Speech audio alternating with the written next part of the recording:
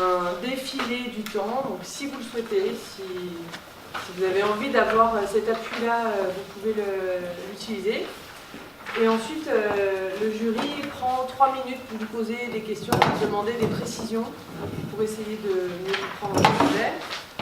On commence maintenant, on fait 7 présentations, on prendra le temps d'une petite pause café pour prendre un peu d'air. Et puis on reprend de la 8e à la 14e proposition jusqu'à ce qu'on arrive à l'heure du déjeuner, l'heure à laquelle le jury prendra le temps de délibérer. Ça va être difficile certainement, mais il faudra le faire. Il y a donc 3 prix, comme l'a dit M. Pernessolier. Et donc ce jury aura la lourde tâche de dire parmi les prix lequel a le prix pépite, le prix coup de cœur et le prix jury. Je vous propose qu'on commence tout de suite. On va commencer donc par le projet vidéo et qualité, la combinaison gagnante.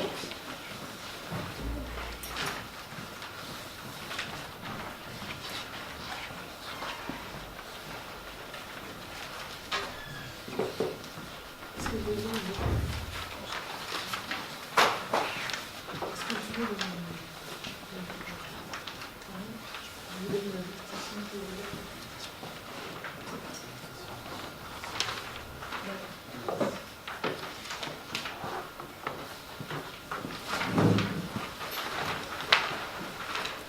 Alors bonjour à tous, moi pour me présenter, je m'appelle Romain Bessac et je travaille au service gestion des risques et qualité ici même au CHSM du Puy-en-Velay. Alors moi je suis venu ici essentiellement pour présenter en fait une idée qui, si je devais la résumer en une phrase, serait de ramener le sens des attendus réglementaires auprès des professionnels en utilisant une méthode de communication plus attrayante, le format vidéo. Ce projet, il est né d'un constat qu'on a tous ici en travaillant à l'hôpital, essentiellement nous au service qualité, c'est qu'on a une réglementation dans le domaine de la santé qui augmente de plus en plus. La Haute Autorité de Santé diffuse de plus en plus de recommandations de bonnes pratiques que nous devons suivre. Et pour faire face à ça, nous, établissements de santé, on s'organise et on décrit nos organisations au sein de notre documentation qualité, les procédures. Ces procédures, vous comprenez que face à tous ces attendus réglementaires, elles augmentent de plus en plus. Aujourd'hui, ici au CHSM 43, on dispose de 487 procédures, donc un nombre assez important. Et en plus, le fait qu'elles soient présentées sous une forme de communication assez décourageante, des documents assez longs, des écrits avec beaucoup d'informations, beaucoup d'attendus, diffusés sur intranet, ce qui fait qu'aujourd'hui, les professionnels ont du mal en fait à s'approprier les recommandations de bonnes pratiques, les attendus et les organisations. Ce qui amène forcément au bout de la chaîne à une perte de chance pour nos patients. Moi, ma légitimité dans ce projet, en tant que personnel de la qualité, on est en charge de ce travail de gestion documentaire et en fait on accompagne les professionnels de l'hôpital qui animent la démarche qualité, qui sont à l'origine de la création des documents qualité. Donc je pense qu'il est de notre rôle de pouvoir aujourd'hui proposer une solution plus attrayante pour que les gens puissent s'approprier les attendus réglementaires, les bonnes pratiques, etc.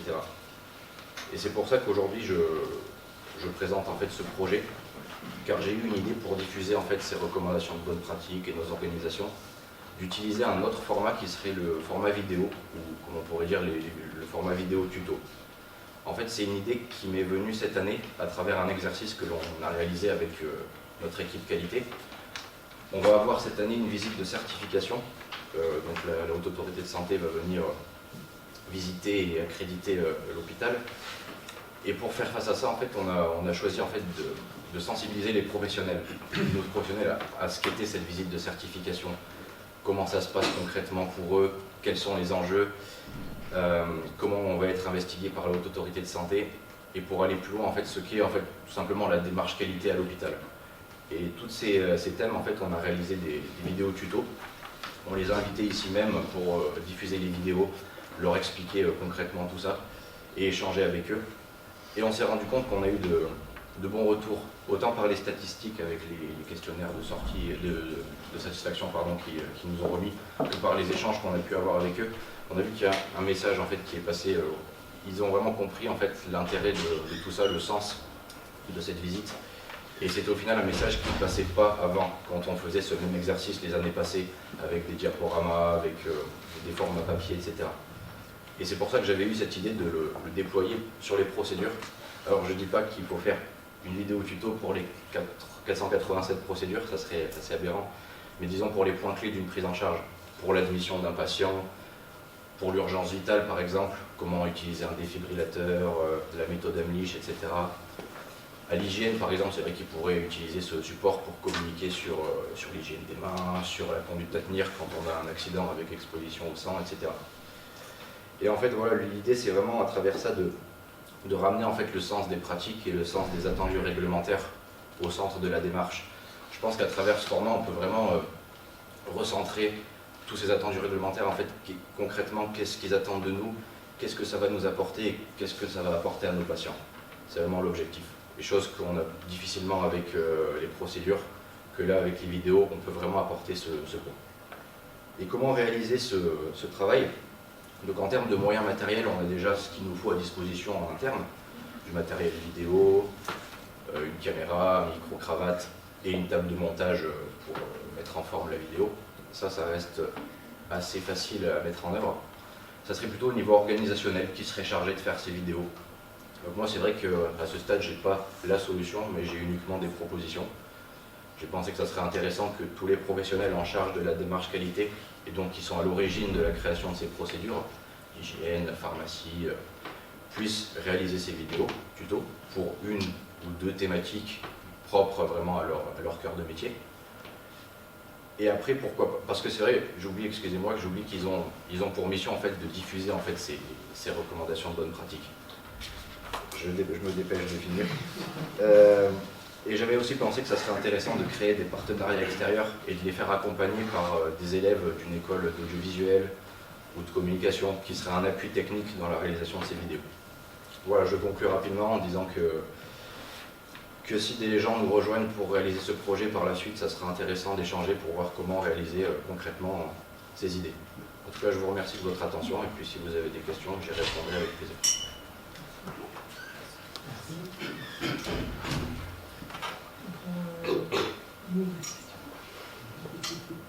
J'aurais une question. Vous dites qu'il y a 87 unités documentaires, donc il va falloir en discriminer un certain nombre. Comment vous comptez discriminer ce qui sera des tutos ou qui restera documentaire classique? Alors en fait, on a 487 unités documentaires, effectivement. Ce serait impossible de les éliminer étant donné que c'est une obligation. On est obligé d'avoir à disposition ces documents. Pour sélectionner, ouais, comme je disais, ça serait intéressant de le faire sur certains points clés d'une prise en charge. Et à mon sens, ça serait intéressant que les personnes qui en sont à l'origine au départ, l'hygiène, la pharmacie, pour le circuit du médicament, etc., ça leur permettrait d'identifier un ou deux points qu'ils souhaitent vraiment mettre en avant, qui leur semblent essentiels en fait dans une prise en charge. Et ça serait vraiment l'idée de mettre en avant ça, des points vraiment spécifiques qui sont définis en amont par les acteurs compétents. Est-ce que vous avez estimé un peu, parce que j'ai vu le projet, les coûts ce que ça peut représenter, mais en grosse enveloppe? En termes financiers, c'est difficile à dire, je sais qu'on a le matériel en interne pour ça. Le coût, en fait, pour moi, il serait essentiellement humain, parce que ça prend du temps de mettre en place ces vidéos, c'est vrai, il faut bâtir son texte, on va dire, diffuser un message pédagogique, c'est jamais évident, le temps de réalisation des vidéos. Mais après, je pense que ça porterait vraiment un gain de temps, en fait, parce que, comme je disais tout à l'heure, l'hygiène, la pharmacie, etc., ils ont cette mission, en fait, quotidienne de diffuser les bonnes pratiques. Donc, ils le font essentiellement de manière répétée en temps de réunion. Et le fait d'avoir un support comme ça, qui pourrait diffuser plusieurs fois du coup, forcément ça mènerait un gain de temps, ça permettrait de travailler en amont sur d'autres choses.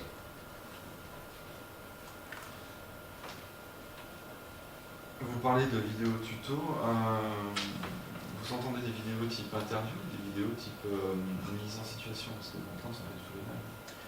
Alors nous en fait, pour l'exemple qu'on a créé cette année pour la certification, c'était vraiment typique de ce qu'on peut trouver, par exemple, tout bêtement, quand je veux changer l'ampoule de ma voiture, quand je vais sur Internet pour ça. J'ai vraiment essayé de prendre tous les éléments d'une certification et de les détailler avec des mots simples. étape par étape. Donc c'était plutôt sous forme d'une interview, effectivement. Je faisais apparaître une question, qu'est-ce que c'est la certification? Et j'essayais d'expliquer le cheminement en fait à travers des vidéos de 5-6 minutes. Donc oui, ça serait effectivement plutôt sous le format interview. Si je peux me permettre, une des solutions techniques, parce que c'est ambitieux, hein, c'est intéressant, mais il y a quand même un volume assez important de vidéos. Ça serait peut-être de prendre un étudiant, un alternant par exemple, qui serait là sur le long terme, Effectivement, vous accompagner. j'avais trouvé ça intéressant. Ça permet vraiment d'associer des partenaires extérieurs. Et c'est vrai que c'est pour ça que j'ai cité en exemple des élèves d'une école de com ou d'audiovisuel, parce qu'ils ont vraiment cet apport technique en fait, qui permettrait aux personnes en charge de la thématique concernée, qui eux apporteraient plutôt leur expertise de la diffuser, effectivement. Ok. Je vous intégrais dans le dispositif de vidéo une sorte de questionnaire à la fin de la présentation, type e-learning, avec des questions QCM, des choses comme ça, ou pas du tout? Alors, pour les vidéos qu'on a faites sur la certification, non, c'était vraiment essentiellement... Dans celle que vous imaginez. Oui, je trouverais ça intéressant. Ça permettrait de cibler de quelle manière les professionnels l'ont acquis. Voilà, se l'approprient. Et éventuellement le besoin de réitération de la vidéo, effectivement. Ça me paraîtrait un point intéressant. On va devoir s'arrêter là, parce qu'on aurait envie de poser plein de questions, mais je suis désolée. Merci beaucoup. Merci à vous. Merci. Donc,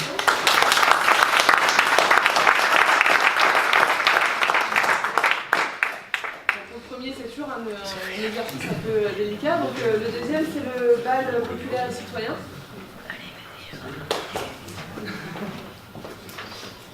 Est-ce que tu veux une minute? Oui. Ouais, c'est bien. C'est ça. Mesdames, Messieurs, bonjour, je suis Laurent Pernin, je suis cadre de santé à l'hôpital Sainte-Marie de Clermont-Ferrand et référent culturel.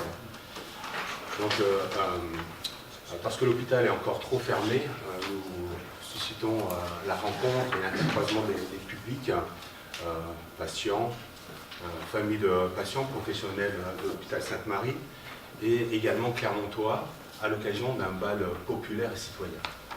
Le but de ce bal populaire et citoyen est de déstigmatiser la maladie mentale. À l'occasion de ce bal, donc, je vous demande de vous imaginer, de vous projeter, comme si on y était, c'est-à-dire que vous êtes devant le gymnase de l'hôpital de Clermont-Ferrand, vous rentrez, et le public est là. Sur votre droite, eh bien, il y a un orchestre, dont le chef d'orchestre est Didier Audinet, un professionnel, avec une quinzaine de personnes, patients, musiciens, professionnels de l'hôpital, musiciens. Sur la scène, la troupe de théâtre Ligne de flottaison, avec Fabrice Dubussé, metteur en scène, qui vous accueille. Également des comédiens patients, des comédiens professionnels de l'hôpital. Et la musique commence sur un rythme du tango, une musique sociale et inclusive, une danse inclusive. Et le but, c'est de rencontrer les patients, les familles et les Clermontois, sans savoir qui est qui. Le but, c'est de créer de la rencontre, d'échanger des regards, d'échanger des mots, des paroles, de toucher l'autre et d'amener le patient, non plus sur cette notion de patient, mais d'être citoyen avant tout. Je pense que le bal populaire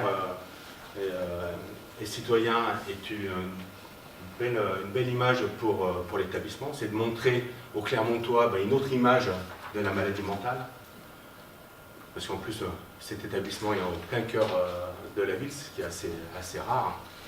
Aussi de montrer aux familles un autre regard sur ce que l'on peut apporter pour les patients, et surtout pour les patients, c'est de changer leur posture. Souvent, quand ils viennent à l'hôpital ou dans d'autres lieux, ils se présentent en disant voilà, je suis psychotique ou schizophrène. Donc le but, c'est qu'ils soient citoyens à part entière, qu'ils soient avec les autres, qu'ils osent être différents, être comme les autres.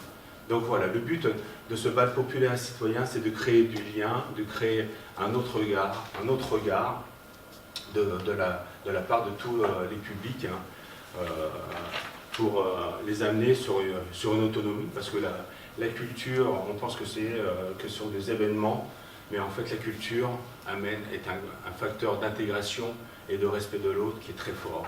Et je pense que nous avons déjà commencé à communiquer sur Clermont-Ferrand de ce bal. Il y a déjà des retours très forts également de l'extérieur.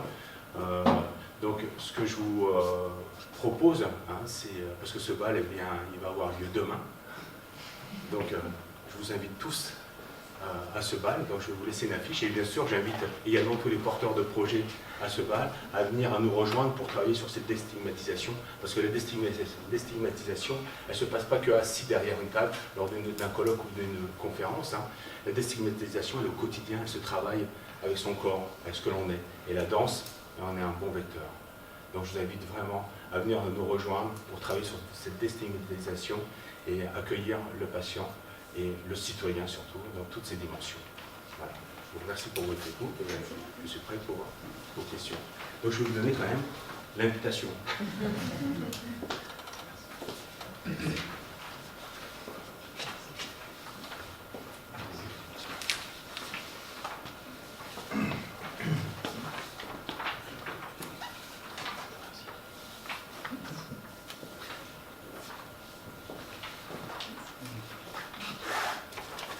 J'avais une première question. Oui. Comment vous allez communiquer à l'extérieur du coup de l'hôpital? Eh bien, alors on a déjà fait venir le journaliste de la montagne qui est venu suivre l'orchestre, parce que c'est un orchestre expérimental qui a pris des photos. Il est venu également sur la troupe de théâtre, donc on a déjà communiqué à 2 reprises sur la montagne, et là il y a une réponse déjà très intéressante parce qu'on a eu des réservations de l'extérieur, de Clermontois, suite à l'apparition de 2 articles sur la montagne. Ensuite on a bien sûr travaillé en relais avec la mairie de Clermont, Clermont Métropole, le conseil départemental, donc on a envoyé des invitations, on a envoyé des flyers. On a également envoyé sur le Fonds régional d'art contemporain, également sur l'existence de ce bal, donc on était sur différents lieux culturels et on a informé de cette manière-là le Clermontois sur différents sites. Et bien sûr sur le blog de l'hôpital également. J'avais une autre question. Est-ce qu'on connaît le coût de, vous savez, des affichages publicitaires qu'on peut avoir dans la ville? Oui. Vous étiez renseigné de savoir combien ça coûterait? Alors, l'affichage publicitaire coûte extrêmement cher. C'est-à-dire on est sur les grands panneaux, on est dans les alentours de 10 000 €. Pour un panneau? Ah non, pour plusieurs panneaux. Non, parce que là c'est compliqué. Sur l'affichage professionnel, comme on l'entend, là ça coûte extrêmement cher.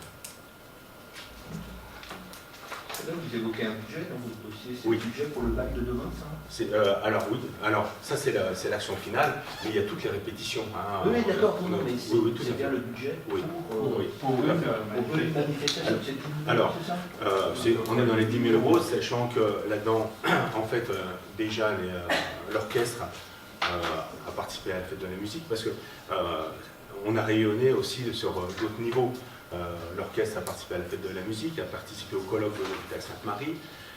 L'orchestre a aussi participé au colloque Maïs à Clermont-Ferrand. Ensuite, on a eu les représentations de théâtre. Le but, c'était d'amener ces 2 projets culturels pour en faire un gros. C'était ça la démarche. Donc, ils ont rayonné chacun de leur côté. Et là, maintenant, on essaye d'aller encore plus loin dans la démarche culturelle et artistique. C'est-à-dire de réunir les 2 publics, patients et professionnels, parce que en fait pour ce bal, on va se retrouver avec 24 professionnels, si on peut dire, entre les artistes musiciens et les comédiens artistes. Donc il y a une forte mobilisation de la part des professionnels de l'hôpital, mais également des patients, parce que le but c'est aussi pour les patients. Vous avez eu des aides financières? Oui, on est accompagné alors c'est un projet global, bien sûr, un projet financier global, parce qu'on a la ville de Clermont qui nous soutient, on a le conseil départemental qui nous soutient, on a l'ARS et l'association Interstice qui est en relais avec la DRAC. Donc on a un soutien sur différents Mais le plans. soutien, il peut être moral, mais Il est financier. il est financier. Il est financier, oui. Oui. Hein, Ce sont les partenaires qui sont... oui, tous les partenaires qui sont cités. Hein, oui. Non, il y a une confiance forte de la ville. Également le conseil départemental. Hein, le conseil départemental s'est engagé pour 2 ans au niveau financier. La ville, c'est la 2e année qui nous soutient. Interstice, l'ARS et la DRAC nous soutiennent depuis 2 ans également. Il y a une vraie confiance qui s'inscrit. La déstigmatisation, c'est une action au long cours. Donc là, vous faites une expérience demain Oui. que vous imaginez pouvoir reproduire, essaimer. Tout à fait. Le but, c'est pas de faire un one-shot, comme on dit. Hein. Ouais. C'est bien sûr, là, on le fait à l'intérieur de l'hôpital, mais la prochaine fois, ce serait de le faire à l'extérieur de l'hôpital. Là, le but, c'est d'amener en confiance, de faire déjà cet essai, hein, parce que c'est la première fois, faire cet essai, voir comment ça se passe, si le public a répondu aussi, et après, c'est de le faire à l'extérieur de l'hôpital. Voir dans d'autres établissements. Et voir dans d'autres établissements. Là, pour vous dire, la troupe de théâtre a fait un séjour thérapeutique avec le Pays des Gurandes. Ils ont fait un travail d'écriture avec la troupe de théâtre du Pays des Gurandes, du centre hospitalier du Pays des Gurandes, et il y a eu un peu une petite représentation entre eux. Hein, et le but, c'est d'aller bien au-delà, même au-delà du groupe, hein, c'est de montrer qu'il y a des actions qui se font, qui peuvent être partagées. Montrer une volonté de déstigmatiser et d'engagement. Merci Merci beaucoup. à vous.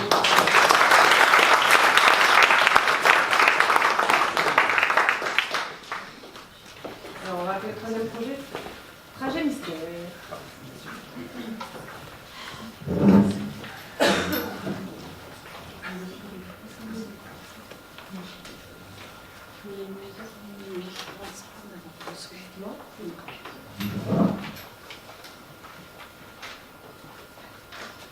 Bonjour, je suis psychomotricienne à l'hôpital Sainte-Marie de Nice. Et Nice est une ville magnifique, passionnante. Et parce que de nombreux patients sont très angoissés juste à l'idée de sortir de chez eux, notre équipe soignante a décidé de leur permettre de se déplacer dans la ville en inventant des trajets ludiques. Donc, on a constaté effectivement que nos patients sont souvent très isolés. Ils ont tendance à rester chez eux. Ils ressentent un sentiment d'insécurité au dehors, ils se sentent agressés et ils ont aussi peur de se perdre. On a notamment pris en charge une jeune femme qui vient depuis plusieurs mois, Inès, qui a une 30aine d'années et qui, au début, n'arrivait pas du tout à venir au CATTP, Centre d'Action Thérapeutique à temps partiel, parce que toute seule, ses parents l'accompagnaient systématiquement. Donc, nous, au cours des déplacements pour faire d'autres activités, on a remarqué que la plupart des patients marchent en baissant la tête, enfermés dans leur anxiété et sans jamais observer l'environnement. Donc, en tant que psychomotricienne, moi j'ai été interpellée par ces positions corporelles qui ne leur permettent pas de prendre des repères visuels et donc de pouvoir se repérer facilement après dans la ville. En équipe, donc, je travaille avec une infirmière au CATTP, 2 infirmières en hôpital de jour. On a organisé une activité en petits groupes qui permet d'acquérir ces repères dans la ville tout en stimulant les échanges relationnels dans les petits groupes. Alors on propose des documents qui sont des itinéraires à accomplir. J'en ai apporté quelques exemplaires, comme ceci, avec des photos que nous construisons nous-mêmes, que nous préparons. Alors il y a des photos, donc il va y avoir des lieux à trouver, des objets à trouver, des bâtiments. On pose des questions ludiques sur l'histoire locale, sur des anecdotes, sur l'architecture, sur des choses à observer. Et on pose aussi sur des connaissances générales, sur des choses quotidiennes, parce qu'on a des patients de différents niveaux, donc il faut des choses un petit peu intellectuelles, mais des choses aussi faciles pour que tout le monde y trouve son compte dans les groupes. Et pour nous, il s'agit que les patients lèvent la tête, qu'ils observent l'environnement, qu'ils soient attentifs à ce qui se passe autour d'eux pendant les trajets. On insiste vraiment sur l'aspect ludique, sur l'absence de compétition et sur la découverte originale de la ville et sur le plaisir qu'on peut en retirer. Par exemple, Inès, dont je vous parlais au début, maintenant, elle arrive à venir seule au CATTP. On peut lui donner un rendez-vous dans certains points de la ville qu'elle a repérés et elle arrive à y aller toute seule. Elle sait se repérer à Nice aussi par rapport à la mer. Pour nous, c'est vraiment un repère.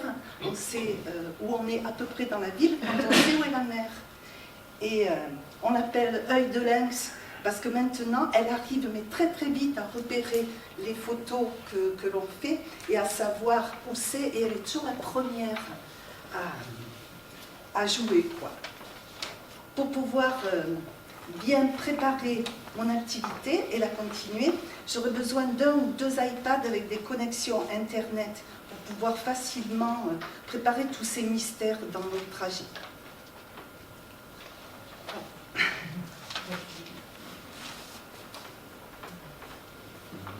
J'aurais une question. Ces trajets mystères sont toujours effectués en groupe? Oui.